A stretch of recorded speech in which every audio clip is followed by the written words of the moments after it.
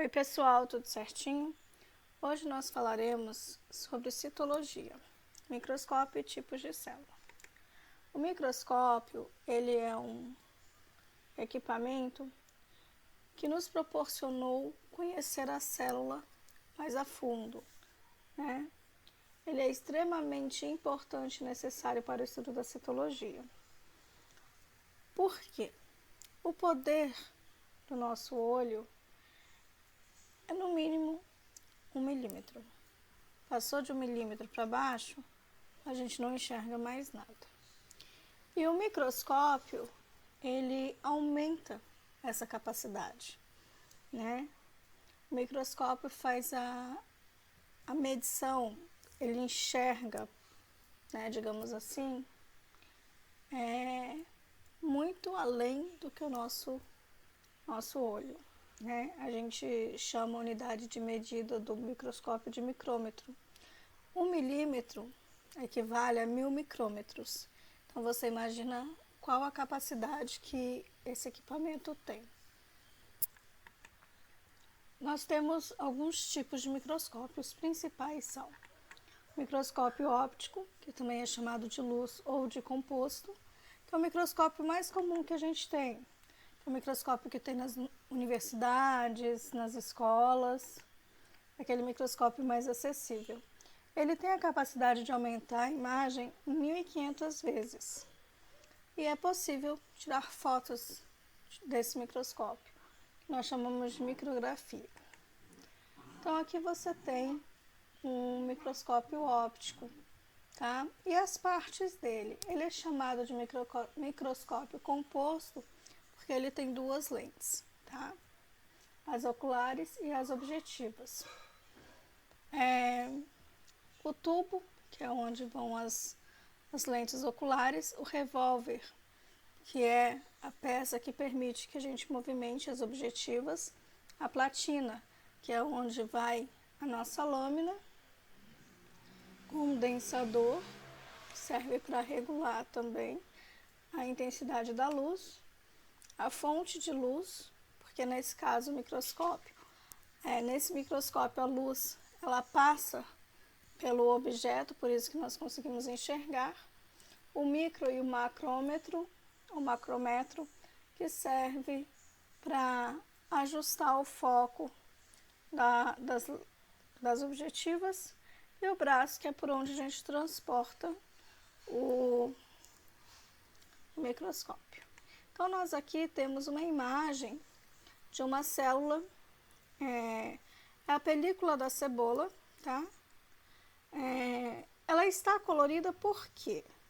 Porque para diferenciar o que é núcleo, o que é organelo, o que é parede celular, membrana plasmática, em algumas situações a gente utiliza corante, tá? Ou fixadores para delimitar. Então aqui nós conseguimos ver a parede celular e a membrana, tá vendo? E ao centro o núcleo. A gente não consegue ver as outras organelas. As outras organelas, que são bem menores, a gente consegue enxergar só com o microscópio eletrônico, que é o nosso próximo microscópio. Ele é caríssimo, até hoje eu conheci só uma universidade que tinha, que foi a Unir, eu tive a oportunidade de conhecê-lo, né? Ele dá uma imagem muito mais detalhada. Em relação ao microscópio óptico, que ele dava a imagem através da luz, ele dá a imagem através de feixes de elétrons, por isso que ele é chamado de microscópio eletrônico, tá? Os elétrons passam pela imagem e transmitem a imagem para um outro computador. E a capacidade de aumento dele é de mais de 1 milhão de vezes. Então, nós temos aqui o microscópio eletrônico e os dois computadores, que é para onde as imagens vão, certo? E aqui é uma imagem tirada, uma micrografia tirada de um microscópio eletrônico. O próximo microscópio é o microscópio de varredura. Este microscópio, ele é maravilhoso, as imagens dele são perfeitas. ele dá imagens tridimensionais, que deixa elas mais nítidas e realistas. Mostra o contorno dos objetos. E aqui é o equipamento. Ele lembra um pouco o microscópio eletrônico, ele também precisa de mais de uma tela, né? Mas ele é o design dele é um pouquinho diferente. Olha que imagem perfeita, né? Olha esse ácaro. Né? Ninguém diz que isso aqui é um bichinho que a gente praticamente não enxerga. A gente não enxerga, na verdade, né? Sem o microscópio. E nós temos agora os tipos de células. São 3 células, tá? Nós temos a célula procarionte, que é a primeira célula. Vocês lembram quando a gente estudou a origem da vida, que os primeiros seres vivos foram os procariontes. Ela é uma célula mais simples, né? Não tem organelas. Vocês podem até falar, ai, professora, mas os ribossomos são organelas não membranosas. Ribossomos não são organelas, embora alguns livros trazem eles como organelas não membranosas, mas eles não são organelas, certo? Então, a maioria das células procariontes, elas têm flagelo e fímbrias, que são cílios por toda a extensão da célula, tá? Serve para locomoção e as fímbrias também para reprodução. Possuem citoplasma, que é o líquido que fica dentro delas, onde está imerso os ribossomos, o material genético, né?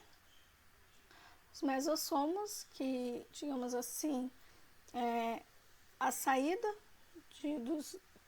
ao excreta, né? Por onde saem os excretas, composto por membrana plasmática, parede celular e cápsula. Algumas células procariontes não têm nem parede celular e nem cápsula, tá? Material genético circular, tá? Não tem aqui nessa foto, mas nós temos os lisossomos. Os lisossomos, eles são importantíssimos para essas células. Por quê? Em um ambiente hostil, os lisossomos, eles ficam inertes, né? Como se eles estivessem adormecidos. E quando ocorre um ambiente favorável, eles despertam e começam a se multiplicar. Tá? Os lisossomos, eles são um fragmento de DNA não ribossômico que ficam soltos dentro do citoplasma. Certo? Nós damos o nome de procariontes aos seres vivos que possuem esse tipo de célula. No caso, os seres vivos do reino Monera, que são as bactérias e não bactérias, e cianobactérias, perdão. Todos os seres vivos desse reino são unicelulares. Então, nós temos aqui uma micrografia também de um microscópio de varredura, tá? Bem delineadinho, bem desenhadinho, imagem bem bonita. Nós temos bactérias do tipo Coccus e do tipo Bacilo. E as outras células que nós temos são as eucarióticas, são derivadas das procarióticas. Em um determinado período, uma célula procariótica, ela sofreu modificações, sofreu alterações e se derivou para uma célula eucariótica, tornando ela mais complexa, certo? Com organelas membranosas. Nós temos 2 tipos de células eucarióticas. A célula animal, que possui centríolos, e célula vegetal, que possui aqui parede celular e cloroplasto. As outras organelas são todas iguais, tá? São poucas as diferenças entre uma célula e outra. Nós damos os nomes de seres eucariontes aos seres que possuem esses tipos de célula. Então, temos nós, que fazemos parte do reino Animalia, tá? Que somos multicelulares. Multicelulares quer dizer que possuímos várias células. O reino Plante também é multicelular, que é o reino das plantas. Fungos, que é do reino Fungi, pode ser multicelular ou unicelular. E protistas, que são todos unicelulares, que são representadas por protozoários e algas. Então, nós temos aqui, ó, reino Animalia, reino Plante, reino Fungi e reino protista, certo? Então, até a próxima. Se vocês tiverem alguma dúvida, me contactem, por favor.